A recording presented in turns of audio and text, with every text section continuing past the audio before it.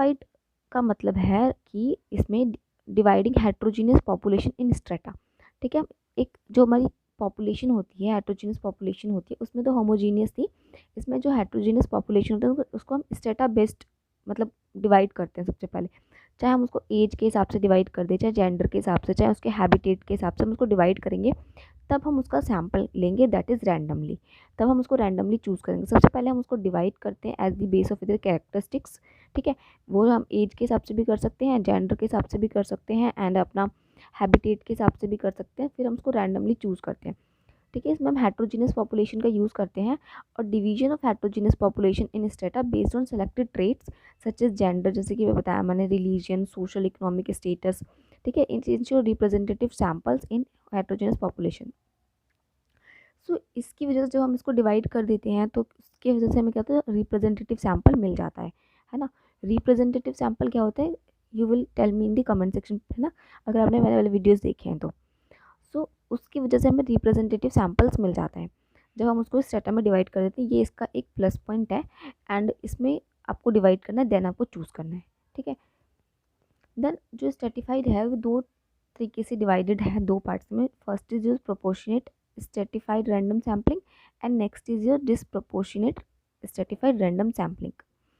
अब देखेंगे कि first is proportionate stratified random sampling में क्या होता है कि in this technique are the thing is that is important to remember is to utilize a similar sampling fraction, ठीक है, for each stratum irrespective to the difference in the status, population और size।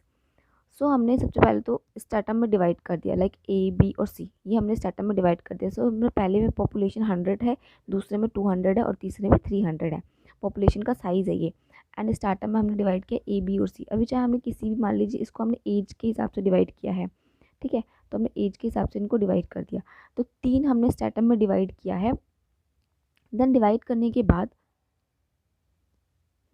बाद जो इसमें sample का fraction होगा वो similar होगा। प्रोपोर्शनेट के अंदर जो सैंपल का फ्रैक्शन होता है वो सिमिलर होता है। तो सबके अंदर हम फ्रैक्शन 1/2 ले रहे हैं, ठीक है। 1/2 फ्रैक्शन को लेंगे तो हमारे पास सैंपल साइज इसके अंदर 100 है तो 1/2 50, 200 का 1/2 100, एंड 300 का हाफ करेंगे तो 200। सो ये हमारा फाइनल सैंपल साइज निकल के आएगा प्रोपोर्शनेट के अंदर। तो प्रोपोर्शनेट सैम्पलिंग के अंदर, प्रोपोर्शनेट स्ट्रेटिफाइड सैम्पलिंग के अंदर हम स्ट्रेटा में डिवाइड करेंगे। स्ट्रेटा में डिवाइड करने के बाद जो हम सैंपल का साइज़ है हमारे पास, डिवाइड करने के बाद उसको हम सैंपल फ्रैक्शनिंग करेंगे। सो इसमें जो फ्रैक्शंस होगा वो इक्वल होगा, ठीक है। 1/2 इसके लिए भी, 1/2 इसके लिए भी, 1/2 इसके लिए भी। अगर हम 1/3 कर रहे हैं तो इसके लिए भी 1/3, 1/3 और 1/3 सबके लिए सेम होगा। देन जो हमारे पास सैंपल का साइज़ निकल के आएगा वही सैंपल का साइज़ हम चूज़ करेंगे। Next is your disproportionate. Then disproportionate stratified के अंदर क्या होता है कि जो सैंपल को हम सबसे पहले डिवाइड करेंगे, ठीक है, वो proportion is not in proportion to size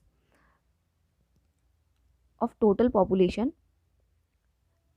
in the stratum sampling fraction is the only in this, जो फ्रैक्शन होता है वही सिर्फ इसके बीच का जो है कि डिफरेंस होता है, ठीक है।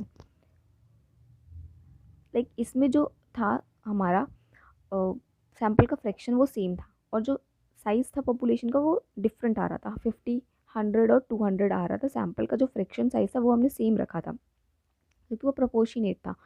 नेक्स्ट इज जब डिसप्रोपोर्शनेट होता है तो उसमें हम पहले स्ट्रेटम में डिवाइड करते हैं। स्ट्रेटम में हमने डिवाइड कर दिया, मतलब हैबिटेट के हिसाब से हमने सबको स्ट्रेटम में डिवाइड किया। डिवाइड करने के बाद हमारे पास जो पॉपुलेशन साइज़ निकल के आया है वो 200, 300 और 100 आया है।